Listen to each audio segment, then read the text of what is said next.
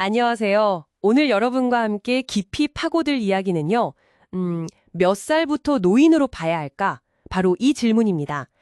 최근에요, 한국에서 40년 넘게 유지된 만 65세 노인 기준을 70세로 높이자는 그런 제안이 나왔어요. 관련 뉴스들을 보면서 이게 왜 나왔는지, 또 내용은 뭔지, 그리고 이게 우리 사회와 또 여러분께 어떤 의미가 있는지 한번 자세히 들여다보겠습니다. 네, 이게 정말 중요한 논의가 시작된 거죠. 뭐랄까, 평균 수명도 크게 들고 또 예전보다 훨씬 건강하게 노년을 보내는 분들이 많아졌잖아요. 그러니까 이런 현실 변화를 이제는 좀 제도에 반영해야 하는 거 아니냐, 이런 문제 제기인 겁니다. 단순히 숫자 65를 70으로 바꾸는 걸 넘어서요. 우리의 일자리, 연금, 복지 시스템, 이 전체에 영향을 줄 수 있는 그런 큰 그림의 시작이라고 볼 수 있어요. 그렇죠. 40년 전 기준이라니, 와, 그때랑 지금은 세상이 정말 많이 달라졌잖아요. 그럼 구체적으로 전문가들이 제안한 내용은 뭔가요? 당장 70세로 올리자는 건가요? 그건 아니고요. 점진적인 방식을 제안했어요. 그러니까 당장 바꾸자는 게 아니라 2027년에 먼저 66세로 올리고요. 그다음부터 2년마다 1세씩 이렇게 계속 높여서 2035년에 만 70세가 되게 하자. 이런 로드맵을 제시하는 거죠.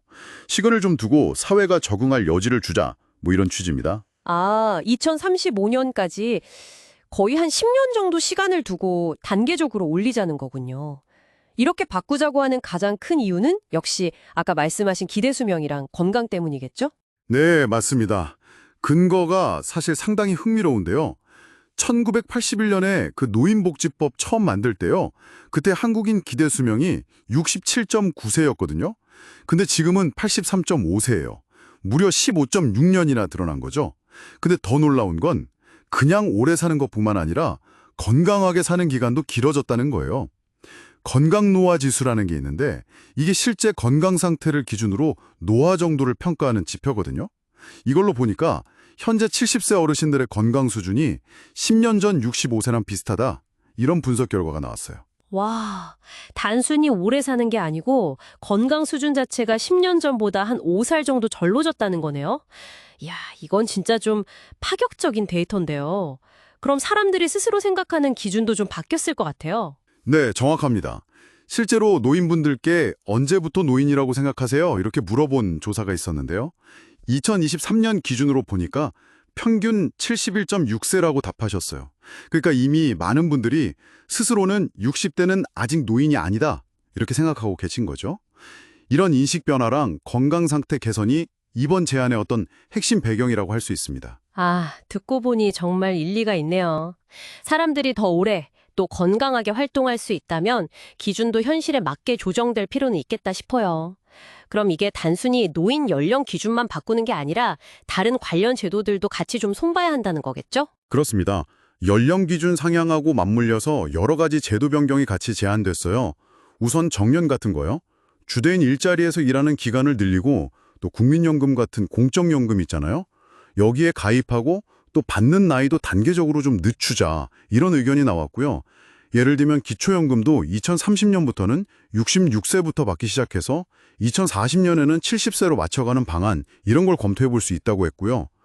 그리고 지하철 무임승차 같은 경로 우대제도요.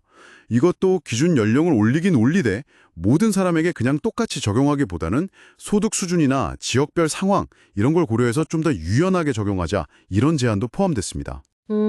듣다 보니까 이게 꼭 긍정적인 면만 있는 건 아닐 것 같아요. 특히 우리나라 노인 빈곤율이 OECD 최고 수준이라고 하잖아요. 그런 점을 생각하면 갑자기 복지 혜택 받는 나이가 늦춰지는 게 당사자들한테는 엄청 큰 부담이 될 수도 있을 것 같거든요.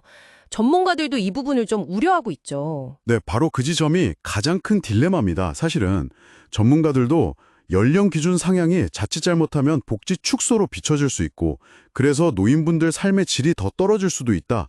혹은 일자리는 아직 못 구했는데 연금 받는 나이만 늦춰져서 소득 공백기의 노인은 새로운 취약계층이 생길 수도 있다. 이 점을 매우 우려하고 있어요. 그래서 퇴직연금 제도를 좀 더 내실화해서 소득 공백을 메울 방안을 마련해야 한다. 그리고 특히 아프시거나 돌봄이 필요한 분들을 위한 보건의료나 장기요양 서비스는 연령 기준과 상관없이요. 실제 건강 상태나 필요에 따라서 보장해야 한다. 이렇게 강조했습니다. 결국에는 안전망을 더 튼튼하게 만들면서 점진적으로 변화해야 한다, 뭐 이런 말씀이시네요. 또 다른 걱정거리도 있을까요? 예를 들면 청년 세대와의 관계라든가. 아, 맞아요. 그것도 중요한 문제죠. 정년이 연장되면 청년들의 신규 채용 기회가 줄어드는 거 아니냐, 이런 우려도 당연히 나오거든요. 그래서 노인 연령 상향이나 정년 연장이 청년 고용에 미칠 수 있는 부정적인 영향을 최소화하기 위해서 정부가 좀 적극적으로 지원책을 마련해야 한다, 이런 점도 지적이 됐고요. 결국 이 모든 변화는 어느 한 세대한테만 부담이나 혜택이 막 쏠리지 않도록 세대 간에 충분히 소통하고 또 사회 전체의 합의가 반드시 필요하다, 이런 결론에 이르게 됩니다.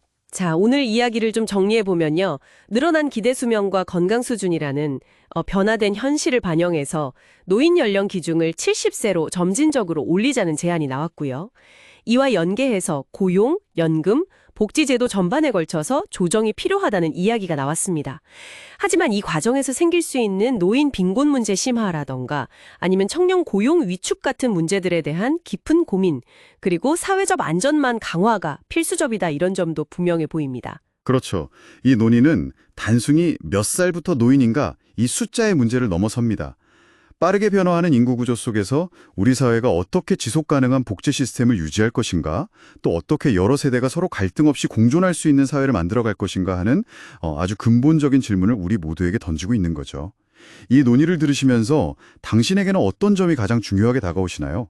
개인의 노후 준비일 수도 있고 아니면 사회 전체의 지속 가능성 문제일 수도 있겠네요. 네, 전문가들은 앞으로 5년마다 노인 연령 기준의 적절성을 주기적으로 검토하고 또 필요하다면 조정해 나가야 한다고도 제안했습니다.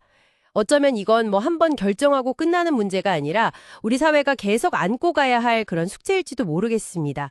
이 변화의 바람직한 속도와 방향, 그리고 이를 위해서 우리 각자와 사회가 무엇을 준비해야 할지 한 번쯤 생각해 보시면 좋겠습니다.